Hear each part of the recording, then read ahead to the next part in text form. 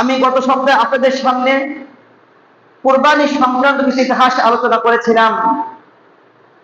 এই কুরবান শব্দটা আরবি, এর অর্থ হলো নৈকট্য অর্জন করা। কুরবানুন, কফ র বা, কুরবুন, এখান থেকে আসছে কুরবানি, অর্থাৎ যার মাধ্যমে বান্দা আল্লাহ নৈকট্য অর্জন করে, এটাকে বলা হয় কুরবানি। কুরবানির ইতিহাস হযরতে আদম আলাইহিস সালামের সন্তানদের থেকে শুরু হয়েছিল। বংশ পরম্পরায় সকল নবীরা যার যার শরীয়ত মোতাবেক তারা কুরবানি পেশ করেছেন, কিন্তু নবীদের এই ধারার মধ্যে যে কুরবানি হয়েছিল, সমস্ত কুরবানির মধ্যে আল্লাহ তাআলা হযরত ইব্রাহিম আলাইহিস সালাম থেকে যে কুরবানি নিয়েছেন, এই কুরবানিটা আল্লাহ তাআলার কাছে এত প্রিয়, এত পছন্দ হয়েছে, কিয়ামত পর্যন্ত উম্মতে মুহাম্মাদের জন্য আল্লাহ তাআলা এই কুরবানিকে ওয়াজিব করে দিয়েছেন। আমরা কিঞ্চিত ইতিহাস হলে আমরা অবগত হয়েছি। যখন আল্লাহ তাআলার নির্দেশে হযরত ইব্রাহিম আলাইহিস সালামকে শিশু বাচ্চা ইসমাইল সহ স্ত্রীকে জনমানবহীন এলাকায় রেখে আসার আদেশ আসলো, নির্দেশ আসলো, তখন স্ত্রী বলতেছিল, ওগো আল্লাহর নবী, আপনি কি আমাদেরকে এখানে নিজের ইচ্ছা ছেড়ে যাচ্ছেন নাকি আল্লাহর আদেশে? ইব্রাহিম আলাইহিস সালাম বললেন, আল্লাহর আদেশে। যদি আল্লাহর আদেশে হয়ে থাকে তাহলে আমাদের আর কোনো ভয় নেই। রক্ষা করবেন কে? আল্লাহ।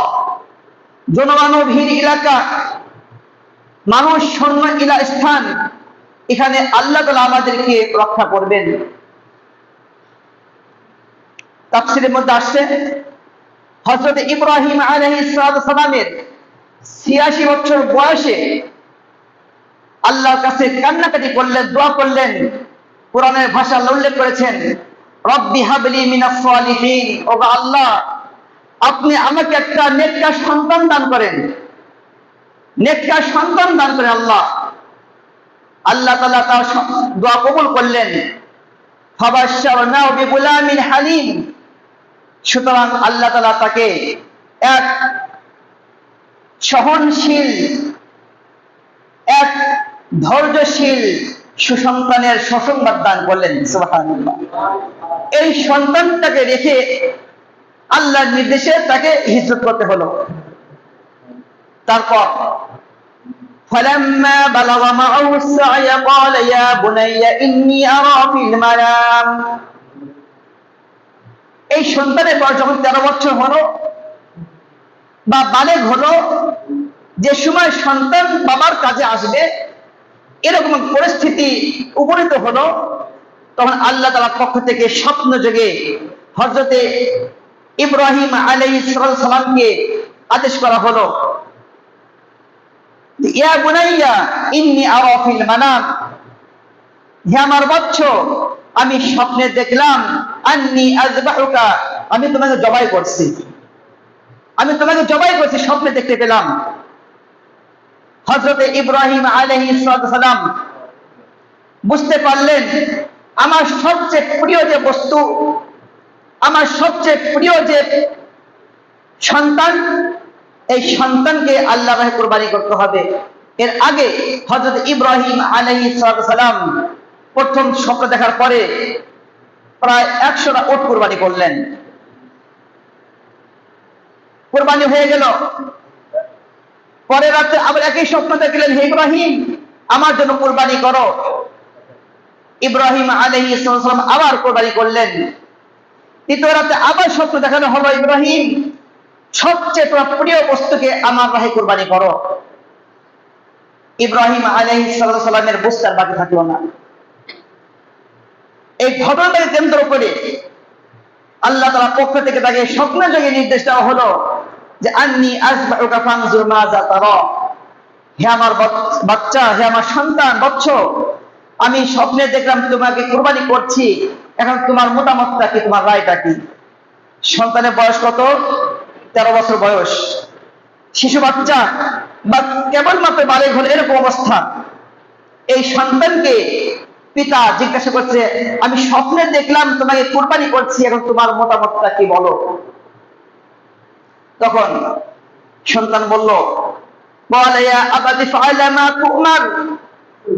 হে আমার পিতা, আপনি যে বিষয়ে আদিষ্টিত হয়েছেন আদেশ সেটাই করুন, আদেশ সেটাই করুন।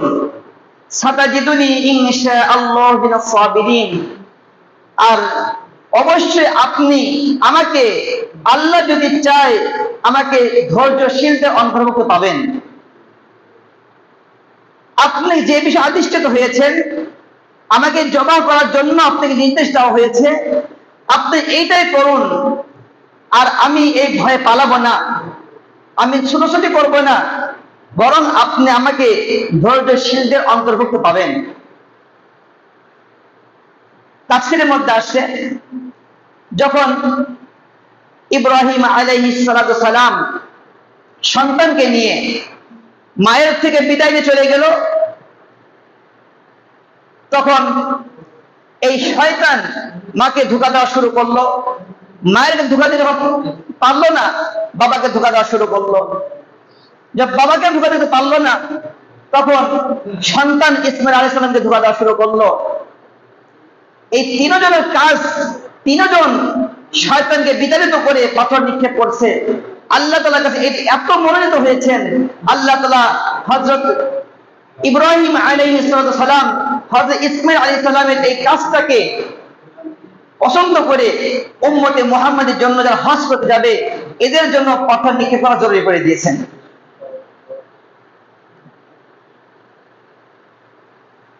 তারপর যখন মিনা প্রান্তরে নিয়ে গেল, নিয়ে যাওয়ার পর সন্তান বলছে, আব্বা,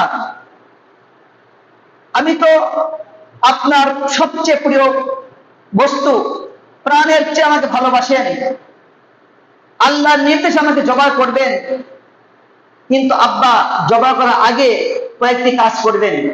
সেটা হলো আমার হাত পাগুলো ভালোভাবে বেঁধে নিবেন, যেন মৃত্যু যন্ত্রণায় আমার পা আপনার শরীরে না লাগে, আমার বেদবি হয়ে যেতে পারে। এজন্য আমার হাত এবং পাটা ভালো করে বেঁধে নিবেন। দ্বিতীয়ত হলো, আব্বা, আমার রক্ত মাখা কাপড় যখন আমি জবা হয়ে যাব, আমার রক্ত মাখা কাপড়টা আমার মায়ের কাছে পৌঁছায় দিবেন। আমার মা যেন সন্তান বিরহে, সন্তান হারা মা হয়ে রক্ত মাখা কাপড় বুকে আগলিয়ে ধরে যেন সেই শুধু সান্ত্বনা পায়।